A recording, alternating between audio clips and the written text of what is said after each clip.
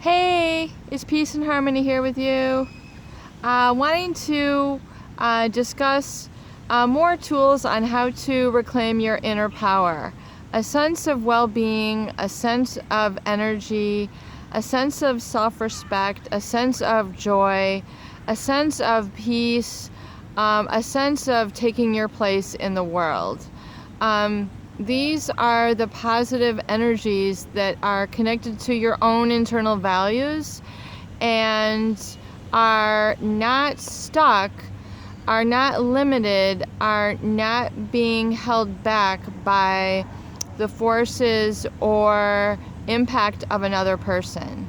One of the greatest tools, one of the greatest things we can experience in this life is to learn how to become our best, to develop our best skills, our talents, the things that make us unique without being hindered, without being limited by the viewpoint or perspective of another person.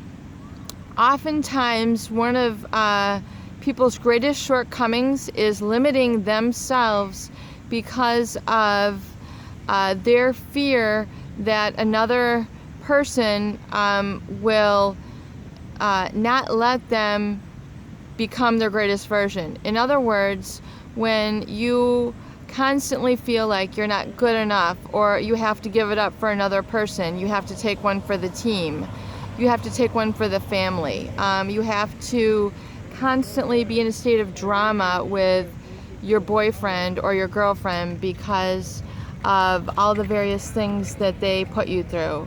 And we find that this violation in and of itself is something that we have control over. What people do not realize is that you do have control over how you're treated and what you tolerate in life. Now, for example, one common thing that people tell me in my practice and working with people who have suffered this narcissistic abuse is that the narcissist has exploited them in some way or has violated their boundary in some way.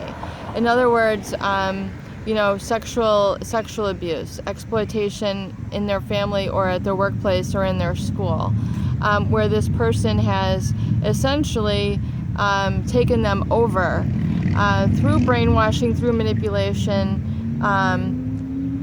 Originally it might have started in a spirit of fun or, a relationship, a young budding relationship, but then it evolved into become something much worse, less healthy. And so in terms of reclaiming your inner power, a lot of this has to be done through action. If you say, I'm going to leave this person, I'm not going to take this anymore, I can't handle this, as the old saying goes, talk is cheap, but actions speak volumes. So you need to start taking some action to move forward in your life, whether that's developing your own skills and talents, whether that's moving, whether it's going back to school, whether it's having a new friend, whether it's having time on your own, reading a good book, going to a safe place like a library, going to a safe place like another family member or a good friend, calling them up and not necessarily getting caught up in the venting, because you're going to need to work through that, and the sooner the better for you.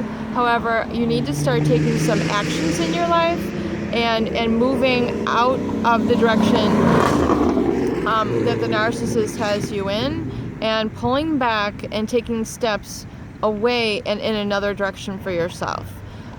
This is labeled self-care, self-preservation. You need to become involved in these action steps, even if it's very difficult, even if it's uncomfortable, and even if you're afraid. It's very difficult to be resilient because chances are, if you've been victimized by a narcissist, there are things in your own history that have created a void or almost a lack of resources within yourself for how to cope with these people. So you're going to need to learn some people skills. You're going to need to learn some coping skills.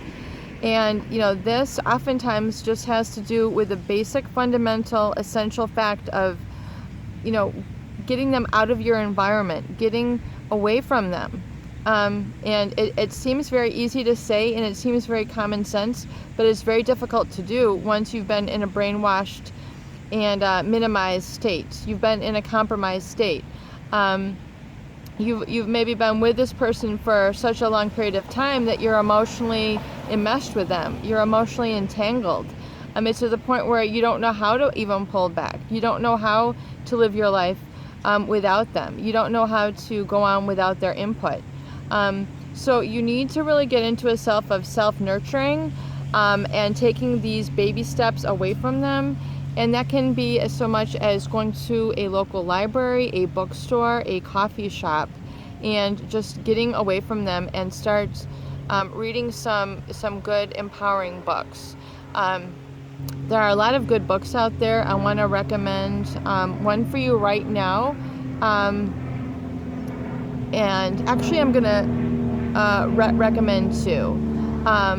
As a Man Thinketh by James Allen is a great little book. It's a great little primer on how important it is that you take control of your own life. It seems very basic and fundamental, and yet a lot of people struggle with this. So sometimes we need a tool. We need to get into some self-help and some resources to be able to learn how to do that. So I would recommend getting away from the narcissist, just removing them from your environment, and going to a place that's of peace and serenity for you, where you can focus again and get in touch with your own desires that have been sublimated or given up, surrendered and sacrificed to this narcissist. So As a Man Thinketh by James Allen is a wonderful book. Also, there's another great book if you are more of a creative person, a little bit sensitive.